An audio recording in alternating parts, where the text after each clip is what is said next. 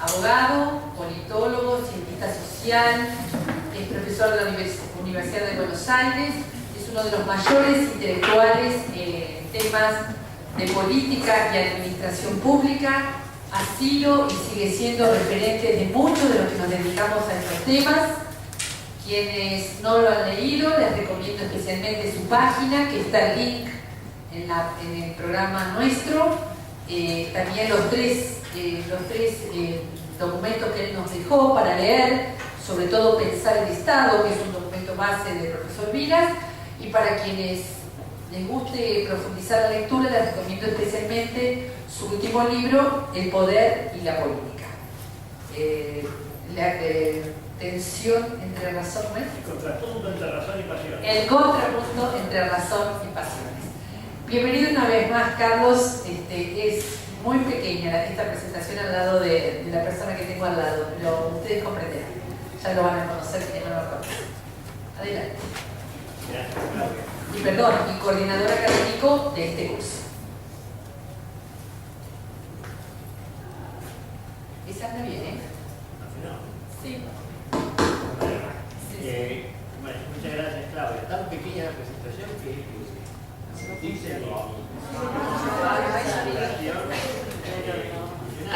Universidad de la Luz. Ah, es cierto.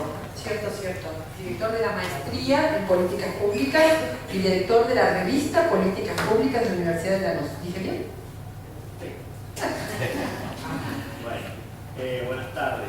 No funciona el micrófono. No funciona. ¿Este? Bien cerca de... Hola. Está muy cerca, muy cerca. Sí. Ahora, hola. Hola. Bueno, buenas tardes de nuevo. Esta primera unidad de este seminario, de este curso, plantea algunos temas conceptuales que son básicos y los vincula a una especie de polvo tierra con las expresiones contemporáneas en Argentina y actualmente en América Latina de esas conceptualizaciones. Entonces, lo primero es empezar verificando que a los fines de esta presentación el Estado.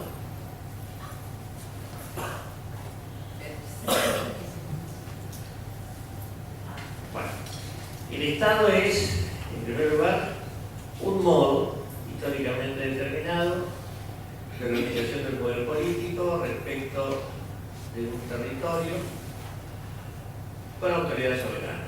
¿Qué quiere decir esto de históricamente determinado? Mire, el poder político se ha organizado de muy diversas maneras a lo largo de la historia, desde las ciudades griegas, Grecia, siglo V, VI antes de nuestra era, los grandes imperios, el Imperio Romano, el Imperio Chino en Asia, el Imperio de Alejandro, que llegó hasta la India, las ciudades-estado del norte de Italia y el Estado nacional o Estado-nación que opera en esta referenciado. Por lo tanto, no es la única, y así como apareció después de otros muchos ensayos, nada habilita a pensar que va a ser la última forma de organización del poder político. Cuando decimos territorialmente referenciado, decimos que el Estado existe, a diferencia del capital, que se mueve de un lado para el otro, el Estado existe en función de un territorio. Y uno lo ve recorriendo la historia, nuestra historia, que una de las primeras tareas que asumieron los gobiernos independientes fue la delimitación territorial de la nueva república. Esto es así, ha sido así en todos los casos. Así fue en Europa, cientos de años de luchas hasta que a partir del siglo XVII más o menos se estabilizaron las fronteras, más o menos. En América Latina, por las características particulares que nosotros tuvimos, es decir, el mapa latinoamericano, el mapa de los estados latinoamericanos fue básicamente definido por el poder colonial. Es decir, las fronteras que nosotros tenemos hoy en América Latina son, salvo 3 o 4 casos, las fronteras que existían en 1810. Por eso en el derecho internacional se habla del último silente iuris de 1810. Es decir, el hecho de la posesión que había en 1810 es lo que legitima pretensiones territoriales, con algunas modificaciones. Por ejemplo, la guerra del Acre entre Bolivia y Brasil, a fines del 19. Es decir, Bolivia, que hoy es oficialmente un país andino, era antes de esa guerra, en la cual perdió el 70% de su territorio, un país amazónico. Guerra motivada por los intereses de la explotación del caucho en una época en que el caucho sintético no existía. El caucho se extraía hiriendo la palmera y chorreando eso. Y es la también llamada la guerra de los siliqueños, o la guerra de la Triple Alianza contra Paraguay, o la guerra del Pacífico entre Bolivia y Perú por un lado y Chile por el otro, o la pérdida de Texas, mucho más que Texas, por parte de México, por parte de Estados Unidos. Pero en general el factor territorial estuvo básicamente definido 30 a 35 años después de la independencia. ¿Qué es esto de autoridad soberana? Significa que las decisiones que se toman por el Estado, desde el Estado, son obligatorias para todo el mundo, son universalmente obligatorias. Y dentro de ese territorio no existe una autoridad mayor que la del Estado. Uno puede decir, bueno, ¿qué pasa con las empresas multinacionales? ¿Qué pasa con el flujo de capital? Mire, y el Fondo Monetario. Pero el Fondo Monetario lo llamó el Estado, no vino solo. Todas las veces que el Fondo Monetario ha llegado a la Argentina, llegó porque nosotros lo llamábamos. Inclusive, después que nosotros en el año 2006 sacamos la deuda con el Fondo Monetario, después lo llamamos al Fondo Monetario, un par de años después, para ver si nos venía a asesorar en la elaboración de un índice nacional de precios. Y los índices de precios son metropolitanos y provinciales. Entonces, como eso se afectaba mucho, como criterio, el gobierno de Cristina dijo, bueno, a ver que vengan estos, a ver si saben cómo se hace un índice nacional. Es medio difícil hacer un índice de precios que sea representativo de los precios de Capital Federal, Córdoba, Santiago del Estero, Mendoza y Chubut. Pero bueno, eso muestra que en realidad, venga lo que venga, el fondo viene cuando lo llaman. Cosa que, con mucha ironía, le recordó Cristina Lagarde al actual gobierno. Nosotros no vinimos, ustedes nos llaman. Bien. Entonces, eso es lo que significa decir que el Estado es un modo históricamente condicionado de organización del poder político. Otra forma de verlo es poniendo el énfasis en este elemento de supremacía o de soberanía. ¿Sí? El Estado es la unidad suprema de decisión respecto de la población de un territorio. Y los que están afuera del territorio, no. Ahí es suprema la autoridad de los que están en el otro territorio. Es decir, hay una de la soberanía. Esto tiene un cable que. No, pero si no puede ser así.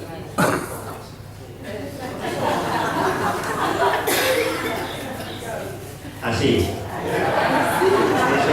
un micrófono rojero. No soy de esa época.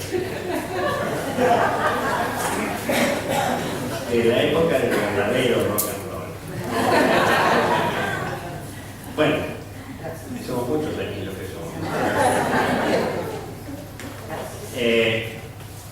Entonces, el atributo de soberanía es un atributo que refiere a lo que pasa dentro de la frontera del Estado. ¿Sí? Y esto lo digo ahora porque por ahí no me queda tiempo de usar el micrófono para cuando lleguemos a ese punto. Pero muchas veces se confunde lo que es la soberanía del Estado con su autonomía.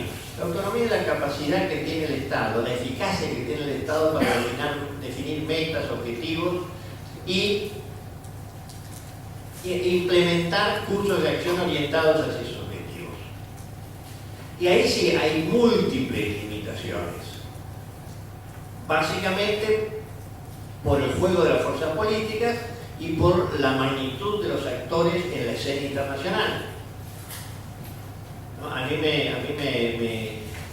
como que me da cierta ternura. A veces cuando escucho a compañeros jóvenes que dicen aquí hay que volver a instalar el IAPI. El IAPI, por los que no son suficientemente experimentados, fue el Instituto Argentino de Promoción del Intercambio, que regulaba el comercio exterior y que contribuyó a financiar el desarrollo industrial de aquellos años y a enemistar al sector agropecuario con el gobierno de entonces, que era el gobierno peronista. Hoy el IAPI no tiene sentido.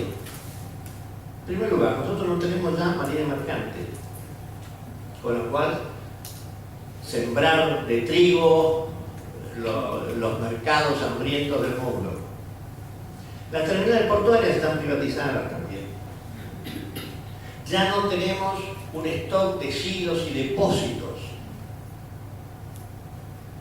Entonces, lo que funcionó para la Argentina y el mercado y el capitalismo de los años 40 y principios de los 50, ya hoy no funciona. Entonces, hay que pensar otra cosa. Eso tiene que ver entonces con la autonomía que tiene el Estado para actuar. Y digámoslo con todo tipo de ejemplos. Cuando el entonces candidato Macri dice pobreza cero y la inflación yo la liquido de taquito, ahora está demostrando, no sé si lo reconoce, pero nosotros sabemos, entre otras cosas, que no lo hizo, no solo porque no quiso.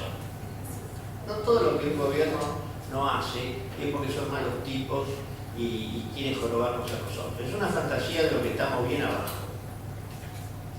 En general, la sensación que uno tiene cuando llega algún tipo de desarrollo. Que lo nombró, por eso.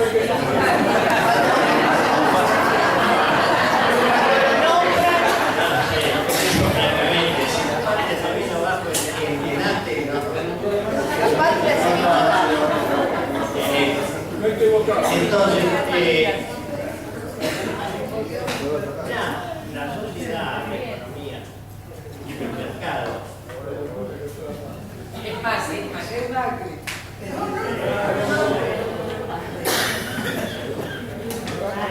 ahora, tiene recursos y capacidades propias para frenar determinadas acciones del Estado. Hay un autor polaco que habla de las restricciones estructurales del Estado frente al capital. Y eso es real así. Si no hay omnipotencia en el Estado, por más buena onda que sean los gobernantes. Y de hecho eso uno lo descubre cuando le toca desempeñar alguna función. De lo primero que uno tiene conciencia es de la cantidad de restricciones que están conspirando contra la realización de los objetivos que uno busca. Para decirlo en criollo, la cantidad de mala onda que hay y de fuerza que se hace para que uno no pueda cumplir con los objetivos. Esto no es el caso de Macri de inflación, pero es un ejemplo.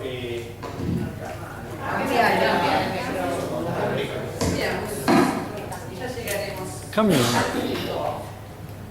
Hola. Bien, por ahora. Entonces, para la soberanía no, la soberanía existe porque hace a esa esencia de exclusividad de la autoridad que tiene el poder del Estado dentro de ese territorio.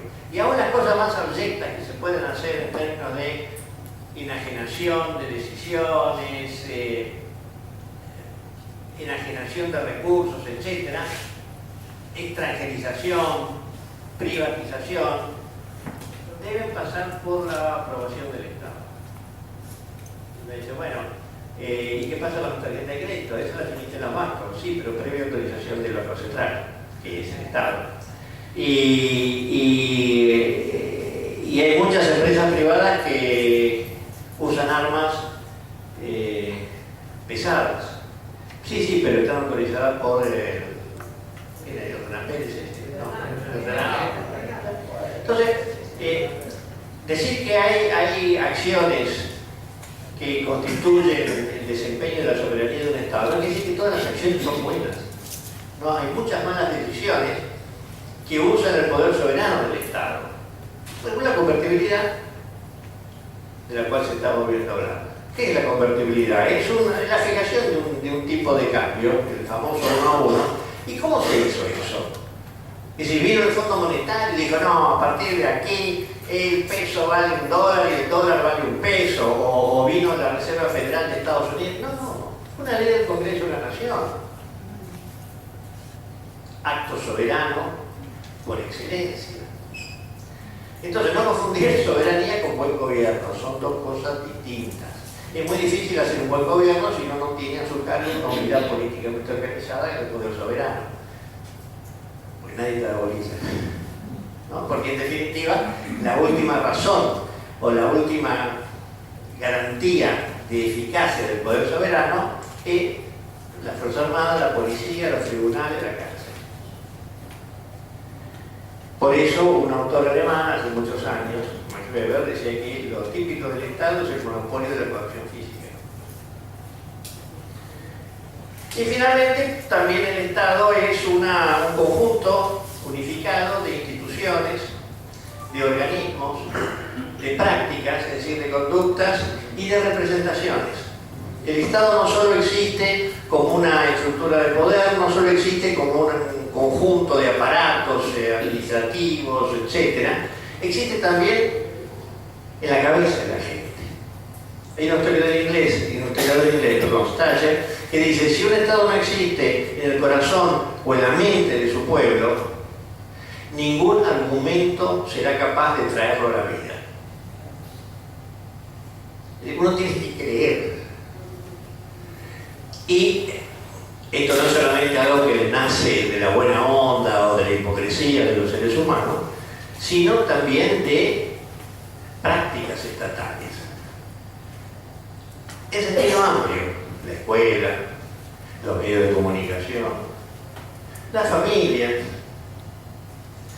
las asociaciones, es decir, que se encargan de modelar un modo de pensar las relaciones de poder en términos de las relaciones que se dan al marco del Estado. Esto que un filósofo francés llamaba los aparatos ideológicos del Estado. Es decir, no son solamente del Estado. La escuela puede ser la escuela pública, pero también las iglesias y también los medios de comunicación. A uno le enseñan a pensar de determinada manera. Gramsci, que fue un político italiano, comunista, de los años 20 y 30, hablaba de la producción de hegemonía. El Estado construye hegemonía, así construye una forma de pensar. Y Gramsci, en ese sentido, enfatizaba mucho.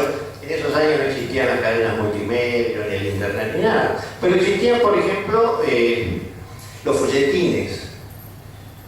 Y si alguno tuvo, y se acuerda, algún abuelo italiano, yo tenía uno, la Domenica del Corriere. No voy a decir que a ninguna casa le llegó nunca la Domenica del Corriere, con esas imágenes impresionistas y el lenguaje cotidiano y las novelas populares. Eso te enseña a pensar la realidad. Bueno, listo, pasamos a la otra. Habiendo clarificado más o menos qué es el Estado, la siguiente pregunta es, ¿para qué el Estado? Y ahí a mí me gusta empezar siempre con una frase de San Agustín. Y para los que no creen, simplemente Agustín. Agustín de Hipona. Agustín fue un hombre inteligente. La pasó bomba hasta los 40 años. Era hombre de buena cuna. Bueno, farrero, mujeriego, bueno para el trago, gran compinche, y de repente a los 30 y tantos años, que en aquella época, del siglo III más o menos de esta época, ya era un hombre ya grande, descubrió lo erróneo que estaba, lo inculcado que estaba, y se convirtió a una forma muy ascética, muy espiritualista del cristianismo. Entonces, en este libro, La ciudad de Dios, San Agustín dice eso, que son despojados de la idea de justicia, que son los reinos de los estados, sino grandes bandas de saqueadores.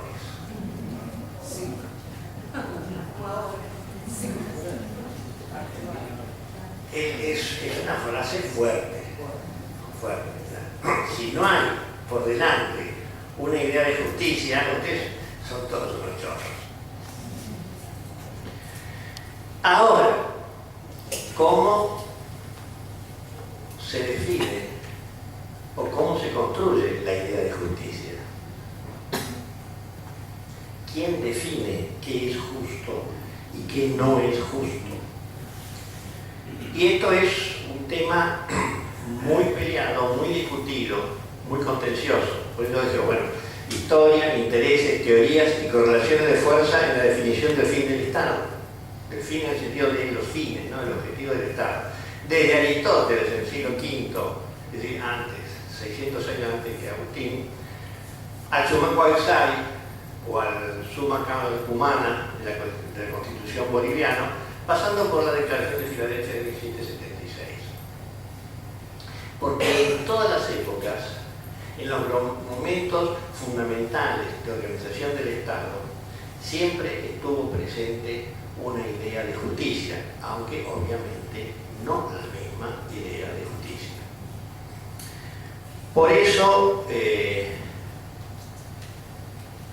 Aristóteles, que fue un filósofo con un pie en la filosofía y otro pie en la política, porque fue, digamos, el maestro del joven Alejandro Magno, que llegó siendo macedonio, que era más o menos como ser riojano en aquella época, llevó el imperio greco-macedónico hasta la India. Digamos, no siempre el humor hace justicia. La gente dice siempre, bueno, mira, Aristóteles fue el Durán Barba de Alejandro.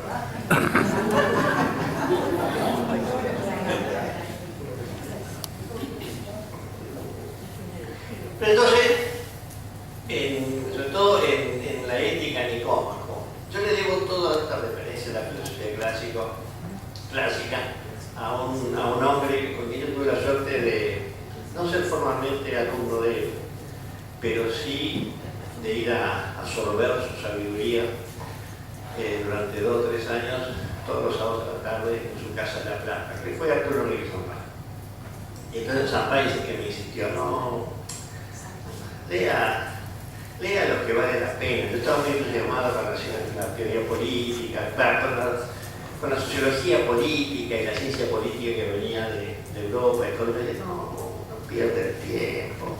No, pero doctor, no pierde, tenía razón Sampay. Entonces, Aristóteles dice, bueno, ¿qué es la justicia? Por un lado, justo es lo que se le debe a otro. Por eso dice Aristóteles que la justicia es la virtud política por excelencia, porque no es virtud para uno, es virtud para otro. Es un concepto que implica alteridad. Y no sé si esto les resuena a aquello de la parte del otro. Miren, y eso me lo decía también el doctor Sampay. Miren, aún en el lenguaje cotidiano es posible encontrar raíces del pensamiento clásico. Y la patria del otro es eso. Es decir, uno es feliz haciendo justicia. pero no lo hace para uno, lo hace para el otro. Y ya no es un tema individual, sino que es un tema de construcción y elaboración colectiva. Entonces, esto tiene muchas implicaciones, porque si lo justo es lo que se le debe a cada quien, a quienes más se le debe es a los que menos tienen. Y por eso, la justicia siempre es, por lo menos progresista, y muchas veces es revolucionaria. Y no, eso no tiene nada que ver entonces con Comodoro Pi o con el Palacio de Tribunal, con Plaza Lavalle. Es eso. Ahora, la pregunta es, ¿quién define lo que se le debe a cada uno? Entonces, Aristóteles lo que hace, por un lado, dice, bueno, justo es lo que redunda en beneficio de la ciudad.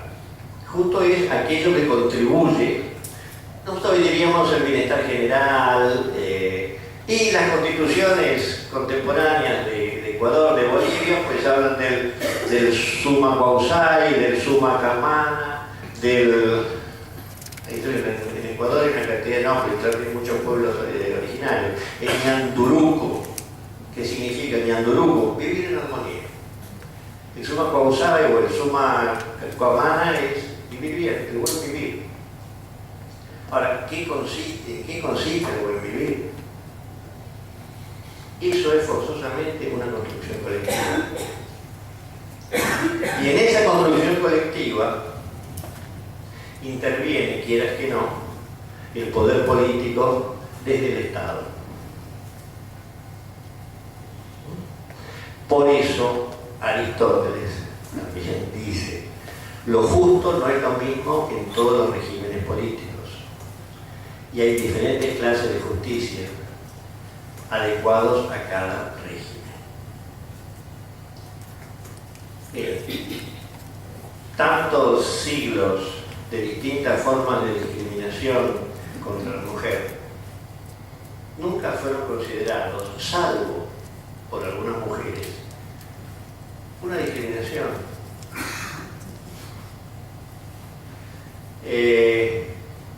Ciertas modalidades de explotación de la fuerza de trabajo eran producto, se decía, de que el obrero no le gusta trabajar. Los indios son vagos. Y hoy sabemos que en condiciones apropiadas, recibiendo como reciprocidad de su fuerza de trabajo un salario justo, un beneficio adecuado, trabajan tanto mejor que muchos de nosotros. Entonces, cada época, cada forma de organización política tiene su propio concepto de justicia. De acuerdo a González Franja, era un ejemplo de injusticia. Que te hagan creer que con tu sueldo de quinta podías comprarte un plasma. El plasma lo tenemos nosotros. O, imagínense, eso es una observación, no es anecdótica, es antropológica. Aquel programa que existió el último año del gobierno de Cristina, Sonrisa, ¿cómo se llamaba? Sonrisa. Que traía una técnica muy actual de Alemania, creo, y que además bajaba tremendamente los costos, y entonces hacían los implantes sin todas esas cosas, te meten en la boca y te hacen morder y después, bueno, y eso era gratuito. Y yo recuerdo la esposa de un colega, indignadísima, porque ¿cómo es posible que esta negrita que vino a lavar los platos se pueda hacer la dentadura gratis y a mí esta me costó 40.000 pesos? Y eso hace 4 años. Un fragor y el perro le da mucha plata. No sé. Bueno, eso era para esta señora de clase media alta un rampante caso de injusticia. Entonces, el concepto de justicia se construye de acuerdo a la correlación de fuerzas entre clases, géneros, niveles culturales, convicciones, etc. Todo eso. Y finalmente el Estado dice, bueno, hasta aquí viene una discusión, esto es justo. Es justo que los trabajadores, que los maestros tengan una paritaria nacional. No, pero ¿cómo es posible? ¿Qué tienen que ver los maestros de Chubut con los maestros de Misiones y con los de la Pampa? Tienen que ver porque esa paritaria lo que hace estandariza. Así como el Ministerio de Educación ya no tiene escuelas, pero lo que hace es, de acuerdo a lo que dice el boletín oficial, lo que hace es normar el desenvolvimiento de los contenidos, metodologías, etcétera, de la educación nacional en todas y cada una de las provincias, por más que la educación sea una atribución provincial. Pero eso quiere decir que te garantiza por lo menos que el curso de, no sé, yo ya no voy al juego, pero digamos, lo que en mi época era educación democrática en la provincia de La Pampa, no te inculque valores cívicos que se den de patadas con los que inculca esa misma materia en la provincia de Formosa. Entonces, el Estado, y estamos hablando en términos teóricos, hipotéticos, el Estado expresa esa síntesis de perspectivas en función de sus propios objetivos. Es decir, no es que simplemente sea una especie de actuario que toma nota de lo que quiere la gente y después, bueno, mira, como decían en la época de la Revolución Francesa, los cuadernos de queja. No es simplemente registrar los cuadernos de queja. La selección también, este sí, este no, este sí, este no. Pero si quiere ser representativo del conjunto de la población, algo tiene que expresar que permita a todos los sectores de la población, aunque más a unos que a otros, sentirse expresados por ese Estado. Este es un tema bastante complicado, y si uno no lo agarra bien de entrada, le cuesta entender cómo es posible que exista tanta tolerancia respecto de regímenes políticos que, desde el punto de vista de los observadores, les llevan a dudar respecto de la racionalidad del ser humano. Y por eso es tan importante el tema de la seguridad. Porque en definitiva, para muchos sectores de la población, y que no son los que están más beneficiados por la comodidad de la vida, sino los que están abajo, la garantía de un mínimo de seguridad compensa la falta de garantía respecto de muchas otras cosas. Por lo menos ya no te notan.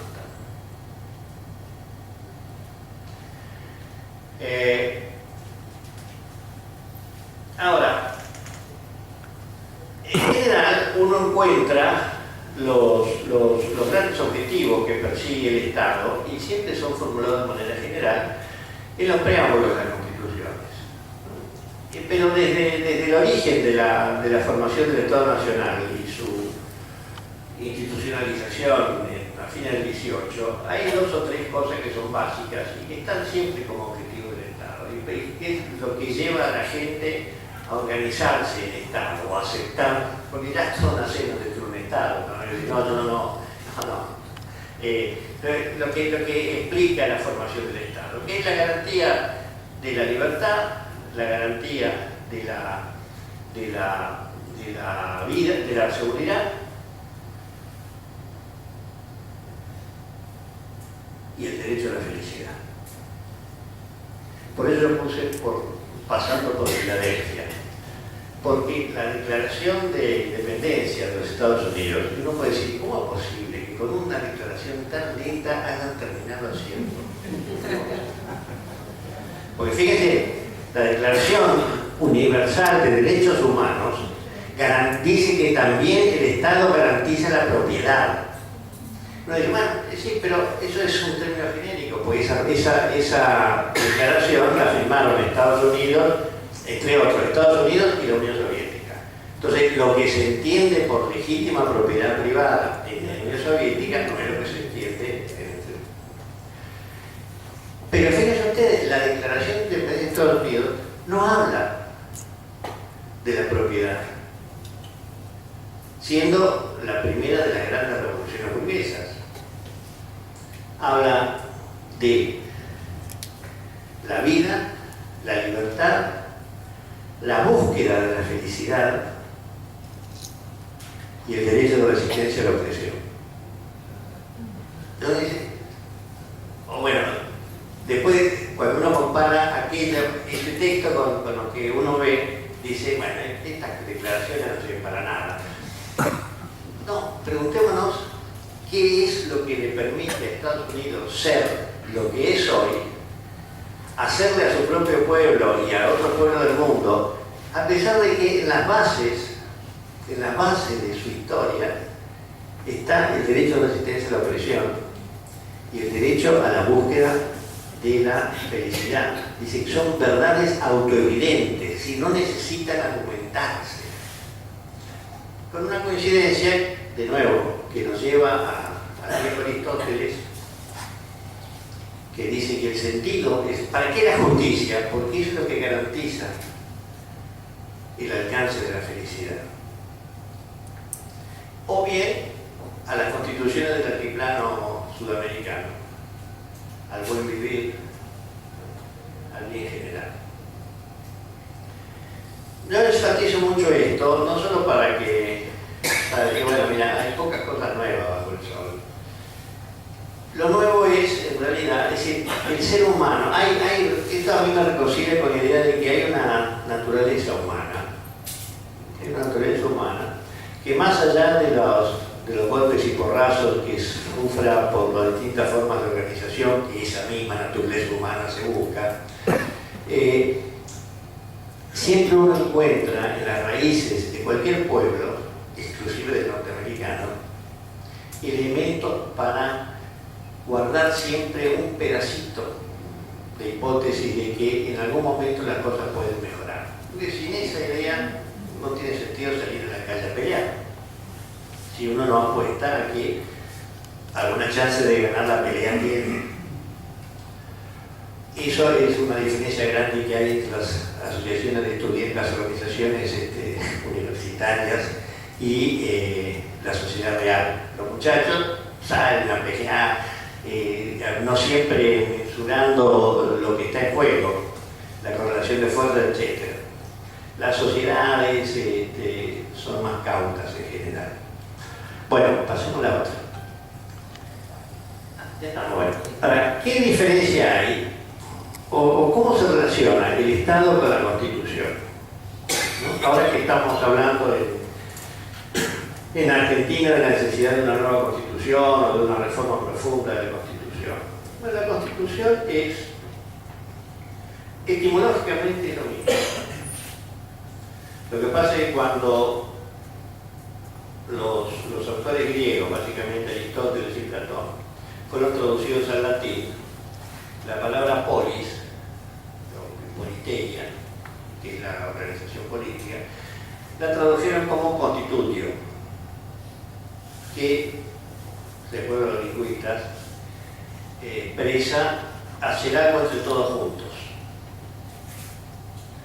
Entonces, constituto vino constitución, que es el modo que se organiza el Estado.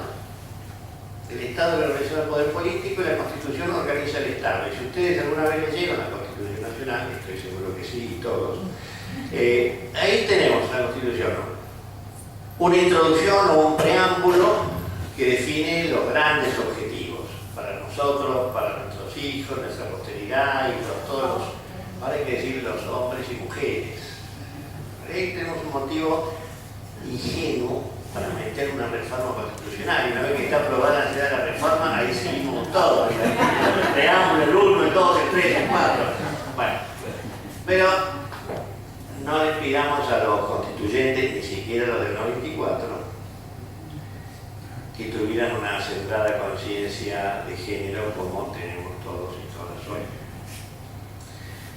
Entonces, la posteridad y todos los, de nuevo, hombres y las mujeres, porque mi abuelita era italiana y vino, así también las mujeres, las sobrinas de las mujeres, que quieran venir a gritar este suelo. Entonces, es una cosa enorme. Todas las constituciones tienen un preámbulo fenomenal. Y después viene una primera parte que son de derechos, de responsabilidades, de obligaciones, tanto de los y las ciudadanos como del propio Estado.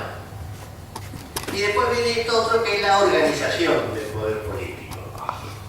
Las 3 o 4, en nuestro país, 3 funciones soberanas, porque erróneamente se consideran los 3 poderes, no solo, el poder del Estado, pero bueno, ejecutivo, legislativo, judicial, todo eso. Ahora, esa es, digamos, la expresión formal de la Constitución. La Constitución es algo más que eso, es algo más que el librito, o como decía críticamente Ferdinando Lassalle, que fue un dirigente socialdemócrata alemán de la segunda parte del siglo XIX, y fue el que motorizó la primera expresión de política social en Alemania, la tira de papel. No, además, aparte de la tira de papel, la Constitución existe en términos reales. ¿Y qué es la Constitución real? La Constitución real, decía Lassalle, son las clases sociales, sus relaciones de poder, es la cultura de la sociedad, es la burguesía, decía él, es el proletariado, son los banqueros. Es decir, es esto que nosotros dijimos del Estado como estructura de poder, es la Constitución real. Lo otro es la tira de papel. Lo que puede hacer un abogado constitucionalista bien entrenado puede escribir una Constitución. Pero otra cosa es esa formación sustantiva de la organización del poder político. Y aquí entra no solamente el derecho, sino que entra fundamentalmente la política.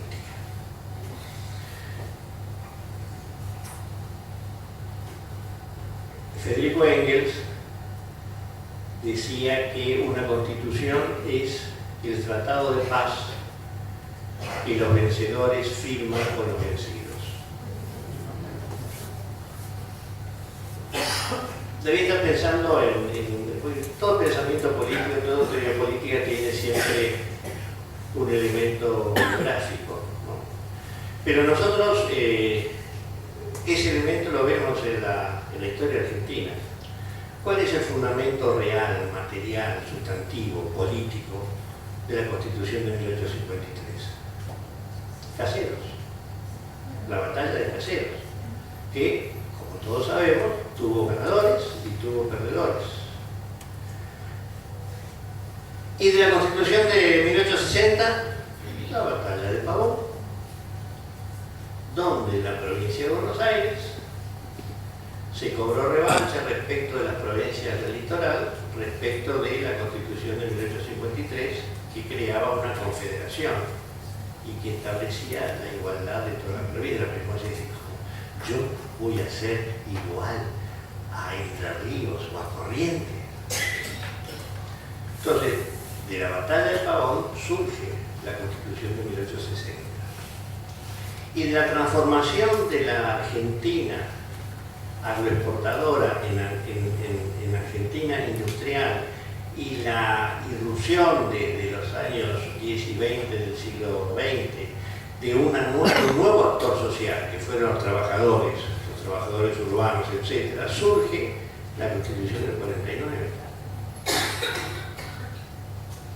Y la reforma del 57 es el producto de la llamada Revolución Libertadora. Y la del 94 es la Constitución del Pacto de Olivos, que es el pacto que ingresa a Argentina en el Consenso de Washington. Entonces, toda constitución, tanto en sentido material en lo que implica la organización del Estado, como el librito, la tira de papel, es producto de un conflicto, de una guerra, en sentido metafórico si ustedes quieren, pero en algunos casos lo del 55 no fue metafórico, ni Caseros y Pavón fueron metafóricos, de una relación donde el vencedor le impone al vencido una reformulación de las relaciones de poder y las institucionaliza como Estado y como Constitución. Por eso, si bien yo personalmente estoy metido en un par de organizaciones y grupos de que estamos trabajando por una nueva Constitución, tengo claro que es bueno ponerse a pensar cómo debería ser el Estado que queremos y la Constitución que queremos en función de los objetivos que nosotros perseguimos. Pero cómo va a ser en efecto, ni lo sabemos, depende en qué condiciones lleguemos al momento de poder convocar a una nueva Constitución. Porque imagínense, hay que llamar, primero tiene que ser aprobada la necesidad de la reforma por una mayoría especial. Segundo lugar, además esa ley se supone que debe establecer de manera estricta los puntos sobre los cuales debe versar esa Constitución.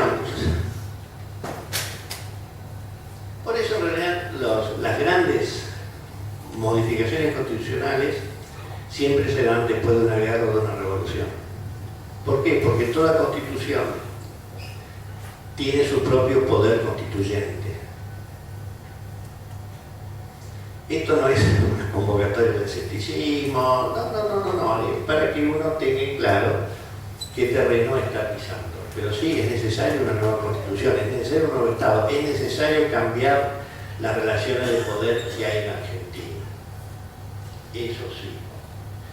Bueno, entonces, ahora sí, nos vamos al triangulito. Esto sintetiza esta relación que existe en el Estado entre lo que sería la estructura de poder, que siempre se expresa en determinada modalidad de organización administrativa o financiera, y la dimensión cultural, identitaria del Estado.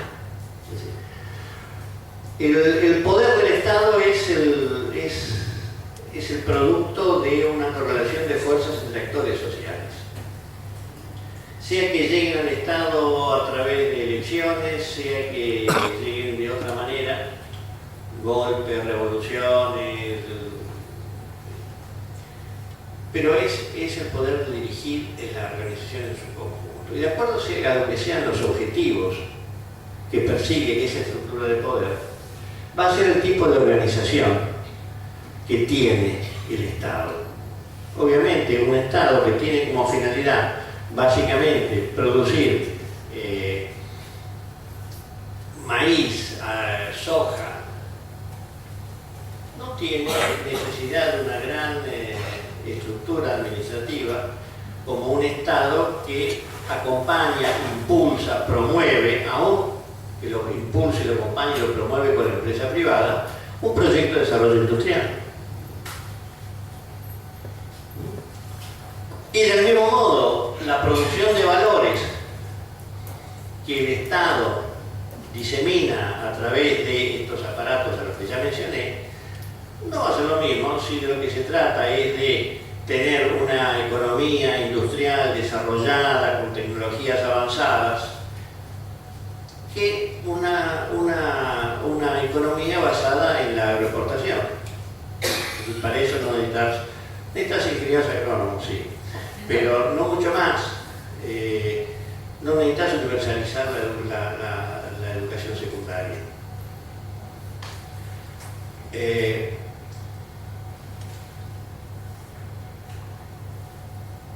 Y de nuevo, la Argentina de hoy nos da ilustraciones de esto.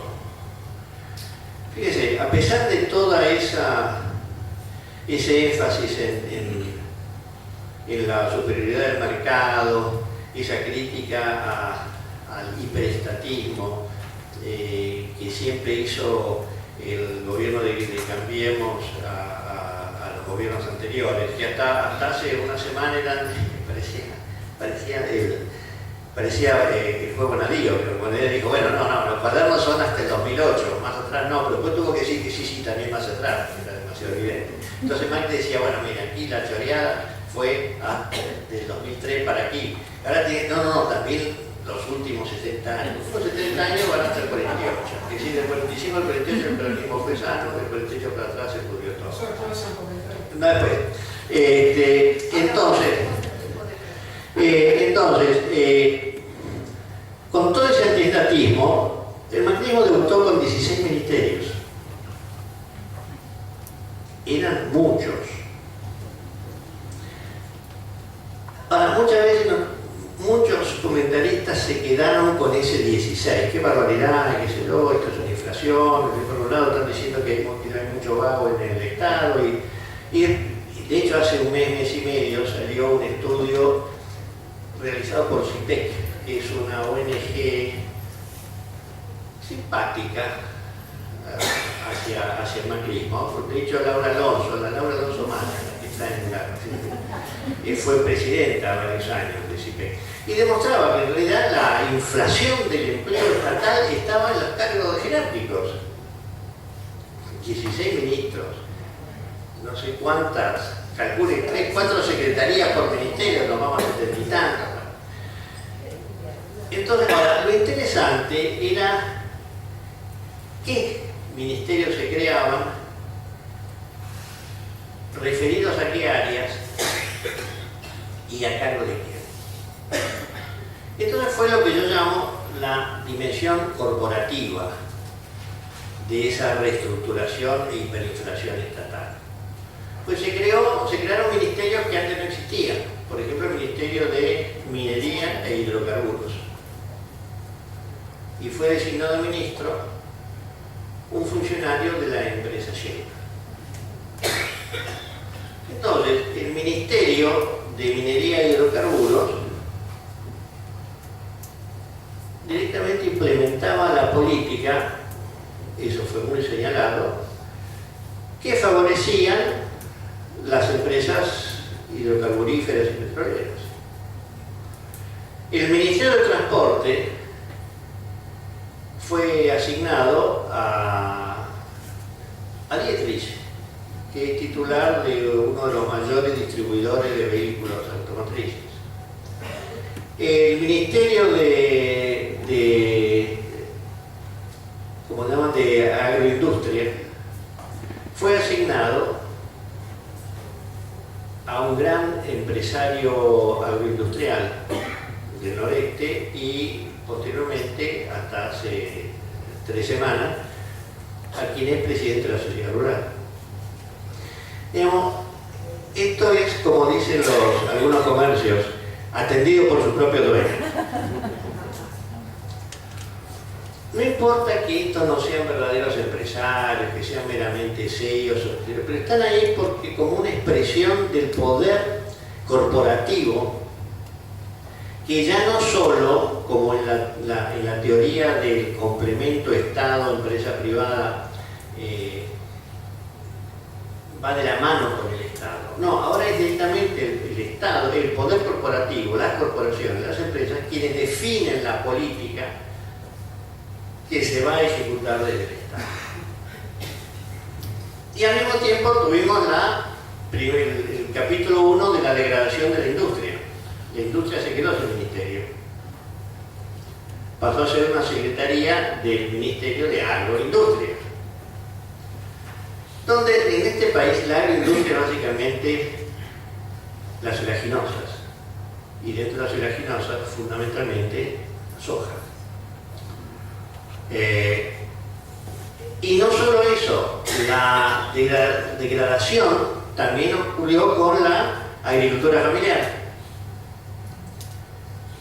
que de ser una secretaría pasó a ser una subsecretaría y ahora no sabemos dónde se nos quedó.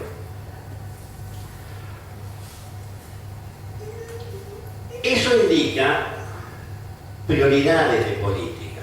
prioridades de sectores. No es lo mismo que industria tenga su propio ministerio a que tenga que negociar sus metas, sus objetivos, su disponibilidad de recursos con un ministro que está interesado en la producción de aceite de soja.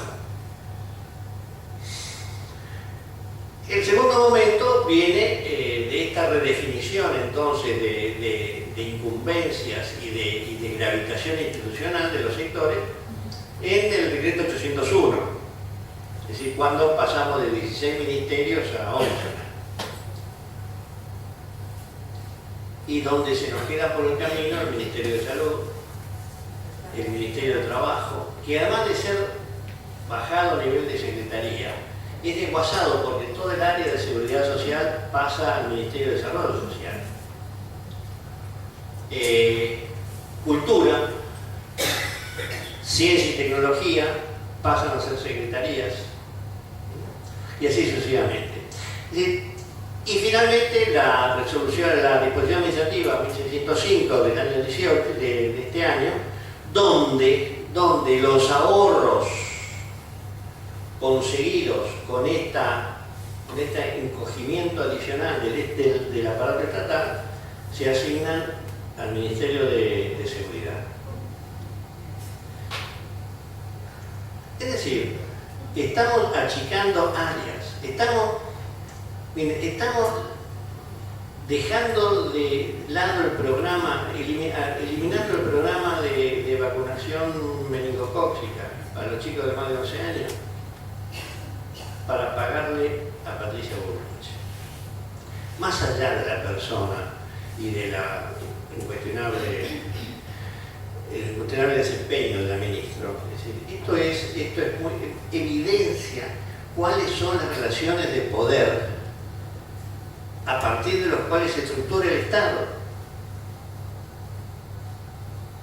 Es decir, los objetivos que persigue este Estado no son los objetivos que se perseguían desde el Estado hace 10 años, ni hace 70 años, y por qué no hay que reconocerlo, tampoco en los años 60 del desarrollismo. El objetivo se le escapó a Mario Quintana en su último viaje, ojalá sea el último, a Estados Unidos, cuando le dice, bueno, miren, hay cosas que hay éxitos que nosotros estamos cosechando porque no se pueden decir en público, por ejemplo, la caída del salario real. Entonces, como yo creo en la gente, si realmente el objetivo es ese, a través de los despidos, a través de la política macroeconómica, etc., el objetivo se está cumpliendo. Progresivamente estamos aproximando el valor monetario en dólares de la fuerza de trabajo argentina a lo que es la fuerza de trabajo en Taiwán, en China, en Malasia. Es decir, estamos erosionando el llamado costo laboral argentino. Y esto lo estamos viendo no solo en discursos que más bien son engañosos, sino en lo que es la teoría del organigrama. Porque el organigrama, que a veces uno le deja siempre al más tonto de la oficina de dibujarte los regalitos, el organigrama es una herramienta de la lucha política. No es lo mismo figurar aquí que figurar aquí, no es lo mismo ser una secretaría que una subsecretaría, no te digo ya una dirección. Y eso expresa no solo la habilidad del funcionario, sino la gravitación que tiene el área de incumbencia en la política del sector y en la política general. Entonces lo que estamos viendo con esto es realmente un retroceso respecto de la potencialidad nacional en materia de desarrollo. Esto de ciencia y técnica es clarísimo. No es cierto que los grandes desarrollos científicos técnicos aplicados a la producción de sociedades capitalistas sean el producto de la investigación de las empresas privadas. Hay un libro que llevó a la fama a su autor, es un economista italiano, se lo recomiendo a quien esté preocupado por estos temas, que es el libro de Matsukato. Matsukato, con doble Z, no es japonés, es italiano. Se llama El Estado Emprendedor.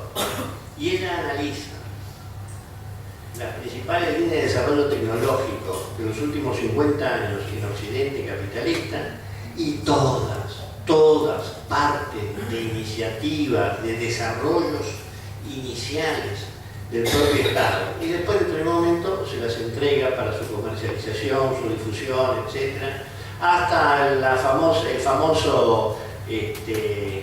llama este de Google? Sí, no, antes de Google, ¿cómo se llama este de eso?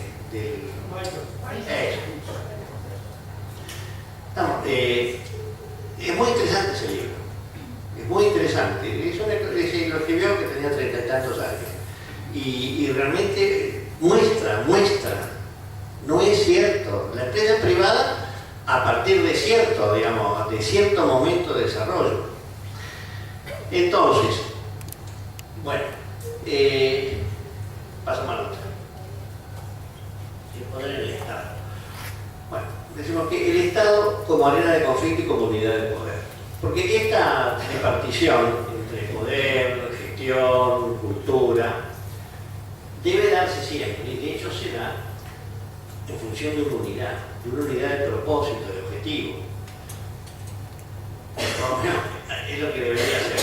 Es decir, que los tres ángulos de ese triángulo funcionan de acuerdo a los grandes objetivos, cualesquiera estos sean.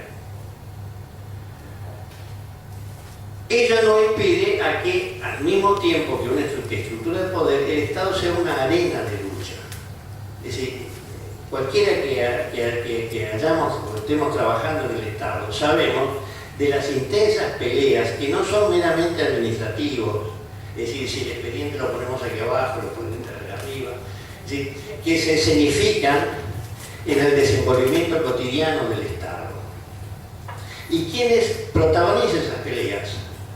Todos los actores de la sociedad, los sindicatos, las empresas, las embajadas, las organizaciones sociales e inclusive las burocracias.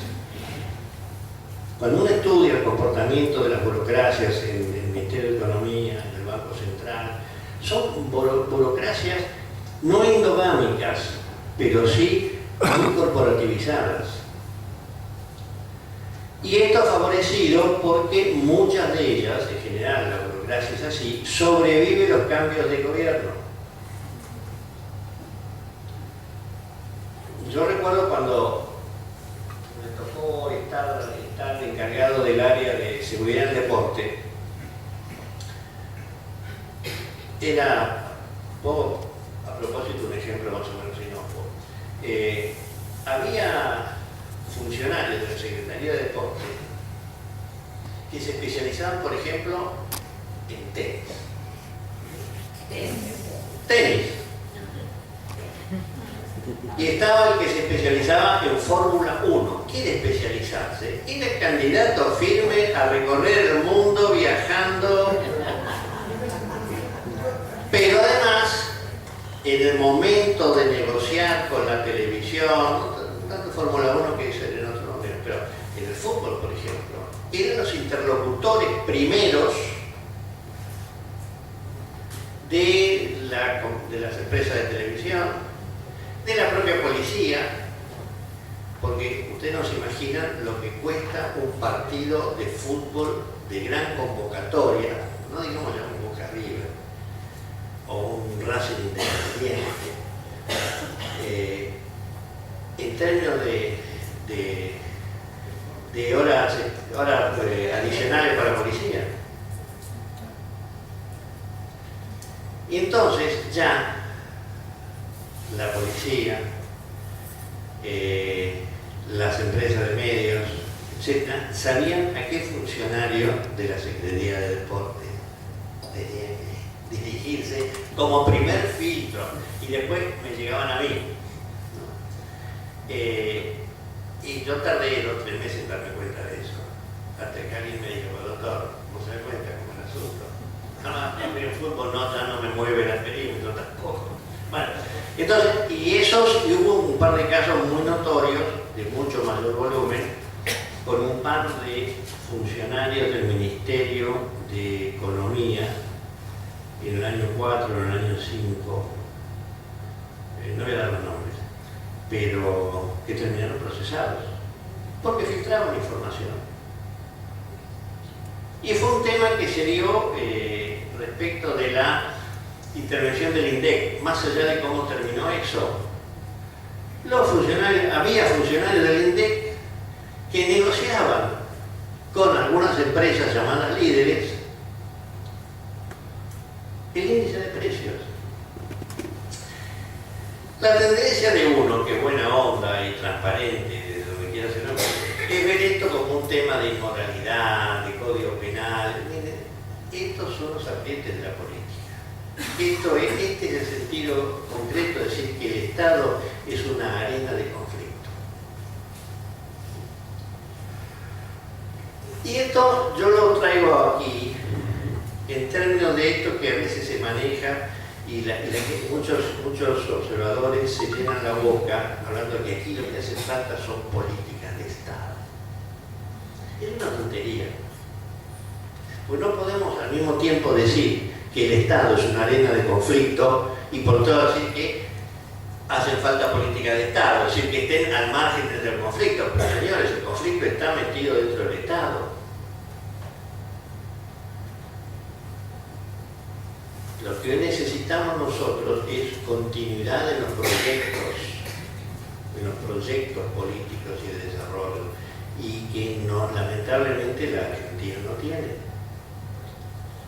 Nosotros cortamos en el año 55-56 un proyecto de democracia y de desarrollo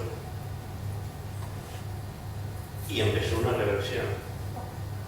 Después, más o menos, trató de retomarse un proyecto parecido o que tenía puntos de correspondencia y después se volvió a cortar. Y después volvimos a emprender y ahora se vuelve a cortar. ¿Sí? Esto es lo que un economista y empresario en los años 70, principios de los 80, Marcelo Diamant, llamaba el péndulo argentino. Es decir, cuando uno mira la historia política y económica de Argentina, es como el péndulo de Foucault, que va hacia el polo nacional y popular. Hoy teníamos nacional, popular, democrático, feminista y de vocación latinoamericana. Y después vuelve hacia el polo oligárquico, primario exportador, neoliberal.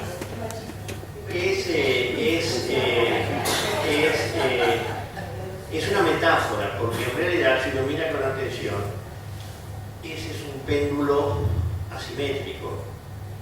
No es que va de un polo a otro polo. No. Porque cuando vuelve a ir hacia el polo nacional popular, el nacional popular, democrático, etc., está un poquito más aquí. Y cuando va hacia el polo primario exportador oligárquico, va más allá. Entonces realmente estamos oscilando así, cada vez más atrás. Esto es lo que estamos presenciando ahora. Y en esa incontinencia torpe verbal que tiene Mauricio Macri, se le escapa y lo dice. Aquí tenemos que salir de 70 años de decadencia. Es decir, ya ni siquiera empezó con Néstor Kirchner la decadencia, ni con Héctor Cámpora. No, aquí la decadencia viene de Perón.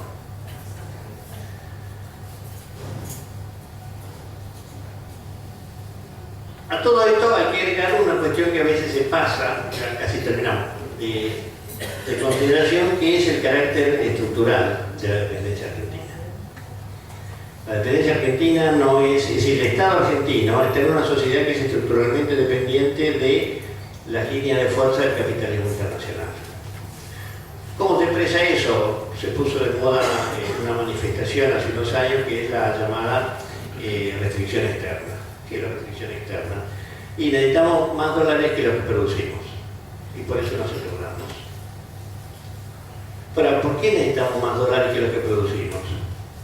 porque aun cuando nosotros crecemos, demandamos más dólares, porque nuestra industria, como ya perdió la fuerza de un proyecto nacional, tiene coeficientes de importación muy elevados.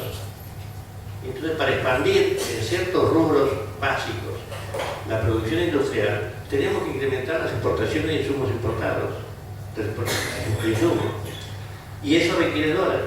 Entonces, es una cuestión como perversa. Cuanto más crecemos, más demanda tenemos de ese insumo escaso.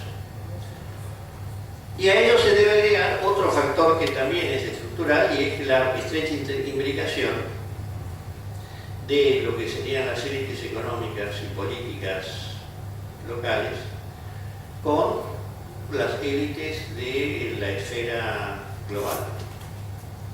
Y es algo que se da en Argentina desde que nacimos como país independiente. Recordémonos el rol estratégico que cumplió el Centro o la Asociación de Comerciantes Británicos en el fomento de algunas líneas de la política interna de los primeros gobiernos nacionales o para bloquear otras.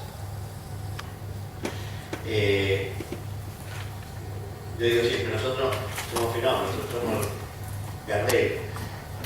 Nos derrotamos 2 veces a los ingleses y los corrimos en 1806 y en 1807, y nunca nos pusimos a pensar en que el grueso de la flota británica no era un barco de guerra, eran barcos mercantes.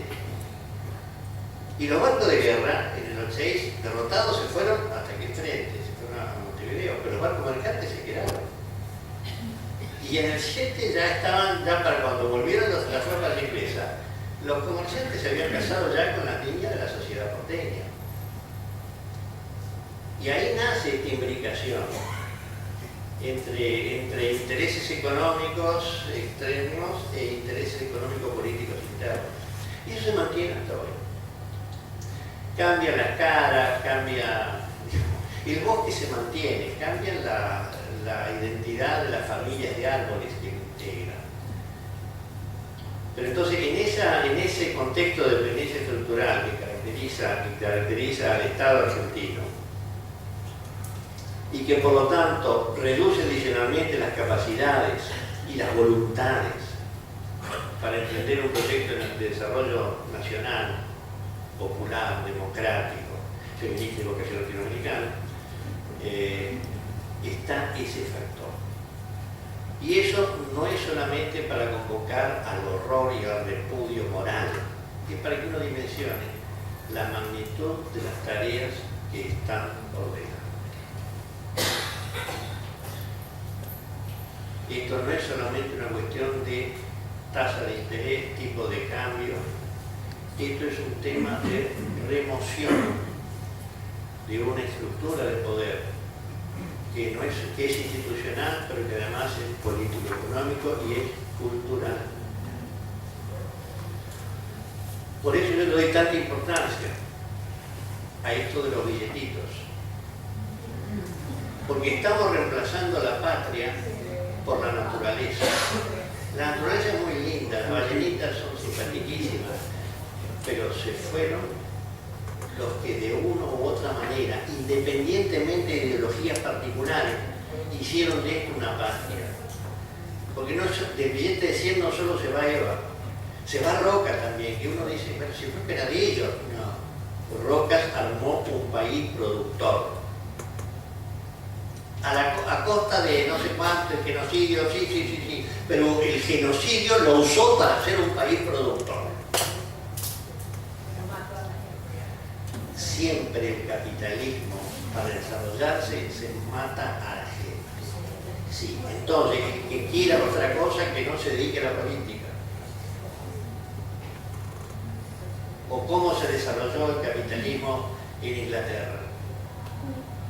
¿Cuál fue la tasa de muerte del desarrollo capitalista en Alemania?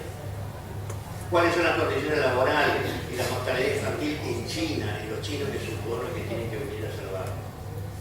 No, la realidad es horrible, es horrible. El tema es qué hacemos con eso. ¿Construimos pirámides bailamos grotescamente en el balcón de la Casa Rosada, o tratamos de hacer un país que merezca el nombre de país, o como decía un poeta dominicano, un país que merezca el nombre del país y no el nombre de tumba, féretro o sepultura. Entonces, lo que me gustaría terminar es simplemente eso, instando a que uno dimensione la magnitud de la tarea que tenemos por delante y de que si nosotros no la asumimos, como honestamente desde el lugar en que estemos la asumimos, nadie más la va a asumir. Nadie más la va a asumir. Y lo que está por delante es todavía peor de lo que tenemos ahora.